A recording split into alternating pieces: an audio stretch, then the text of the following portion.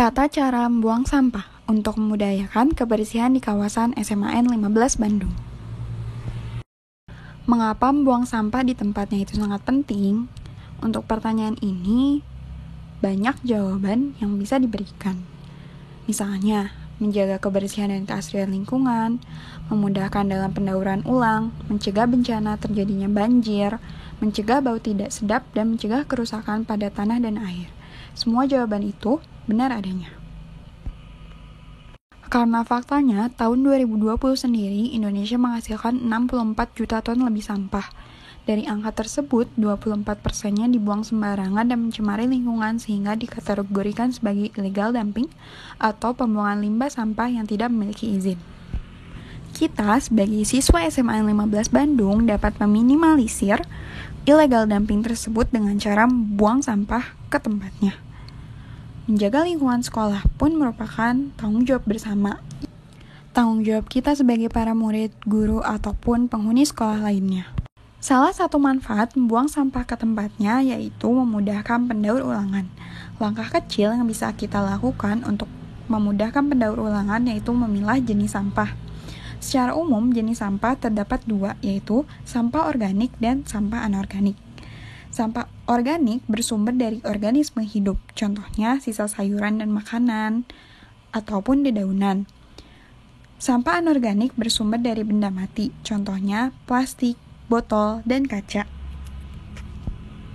Lalu, bagaimana sih tata cara membuang sampah di SMA 15 Bandung? Yang pertama, membuang sampah di tempat yang tersedia di kelas. Yang kedua, setiap pulang sekolah, piket kelas akan buang sampah ke tempat sampah besar di luar kelas. Lalu selanjutnya, sampah tersebut akan dibawa oleh petugas kebersihan ataupun caraka dan dibuang di tempat sampah sekolah. Yuk, praktekkan buang sampah di tempatnya, karena kebersihan itu sebagian dari iman. Sekian, terima kasih telah menonton video ini. Sampai jumpa di lain waktu ya. Hai adik-adik, kenalin nama Teteh Vanessa Salwa Azahra.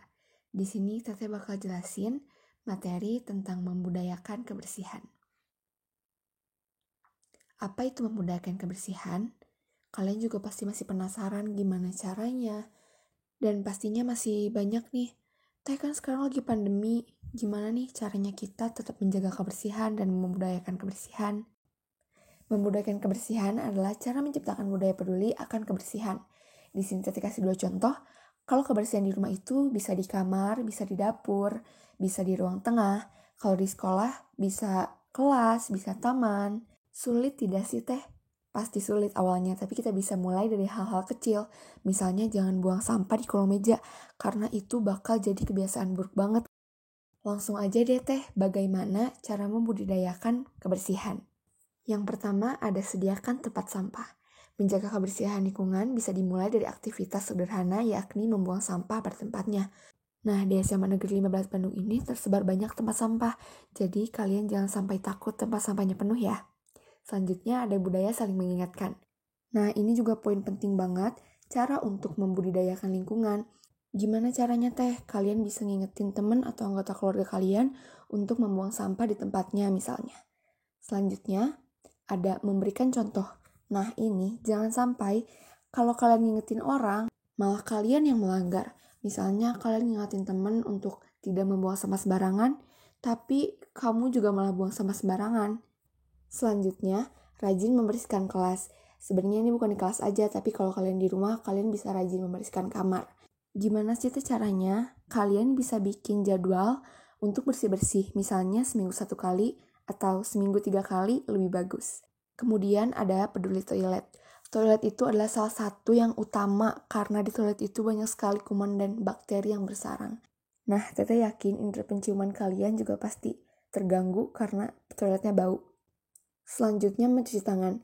Pasti kalian udah sering banget ngelakuin ini karena di masa pandemi ini kita harus sering cuci tangan untuk memutus rantai penyebaran COVID-19. Ini akan menjadi hal wajib karena sebelum dan sesudah kalian melakukan aktivitas, kalian harus cuci tangan. Terima kasih sudah mendengarkan materi yang saya berikan. Semoga bermanfaat bagi adik-adik, diterapkan juga di kehidupan sehari-hari ya. Jika ada yang ingin ditanyakan, kalian bisa langsung aja DM akun saya. Sampai jumpa.